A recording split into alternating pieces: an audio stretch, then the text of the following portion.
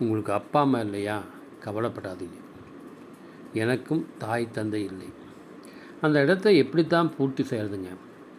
இந்த உலகத்தில் நிறைய பேர் வயோதிகள் இருக்கிறார்கள்.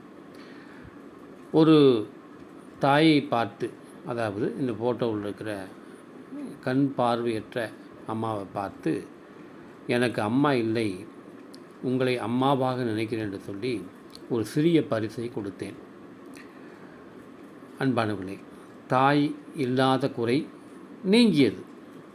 தந்தை இல்லாத குறையை ஒரு பெரியவரை பார்த்து நான் என்னை சமாதானப்படுத்திக்க அவசியமாக உள்ளது.